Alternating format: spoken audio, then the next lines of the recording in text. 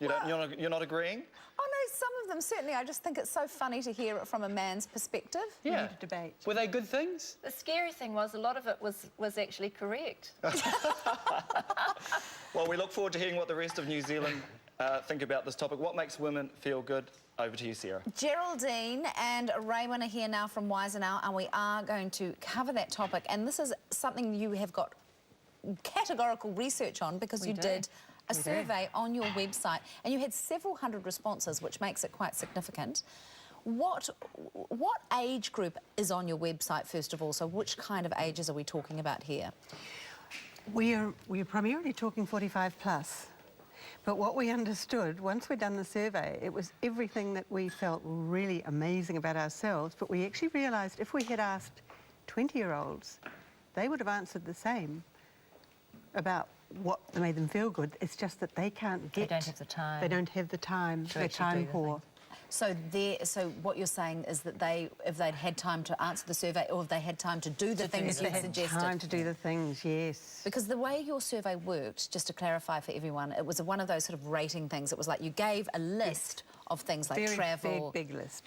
You know, socialising with friends, walking on the beach, even those sort of things, and plastic surgery was in there, shopping. Way down the list. Wasn't that interesting? And then the percentage of what was important came out. The thing that women found the most rewarding or made them feel good was exercise. That doesn't surprise me. But we had a short-term and a long-term list. So exercise was on the short-term, quick fix was 72%.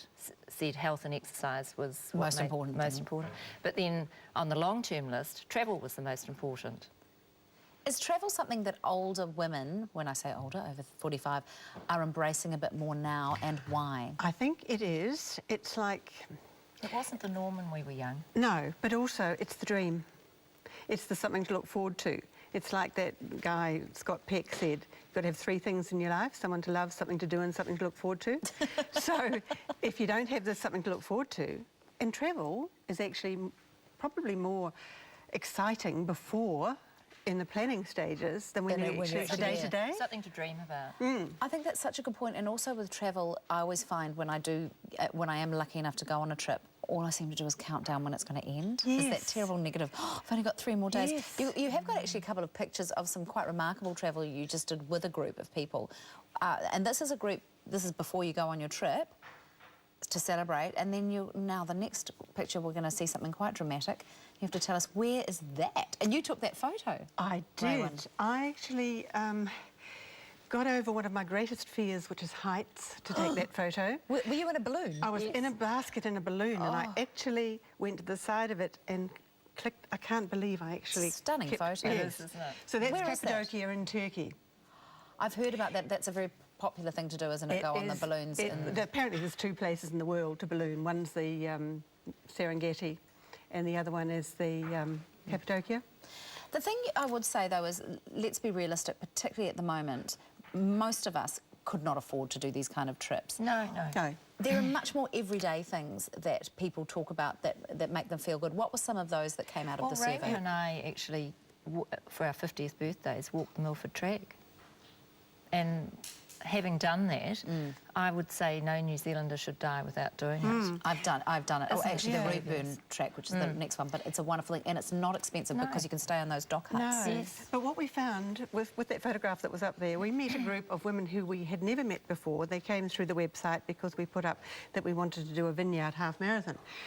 Geraldine thought it was all about endurance, not speed. I changed her mind on that. But what we found out was we could have the time alone, which is one of the most important things for women. We could have the walk and exercise. We could have a reasonable, costly, effective trip. Put it all together in New Zealand. So there's your travel, your time alone, your walk and exercise, all in one. And one of the most important things for women was spending time with friends and family. And don't we think that as we were younger, we needed material things to make us feel good. Because quick fix. Whereas for me, now you're getting older. The most important thing for me, or the thing that really makes me feel happy, is one-on-one time with one of my grandchildren. Even if it's just an hour, spending an hour babysitting one of them.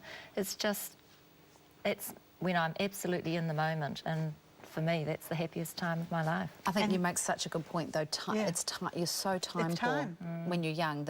When you're younger, that the dress from the mall is going to give you that quick fix. Whereas now we can just step back a little bit and smell the roses.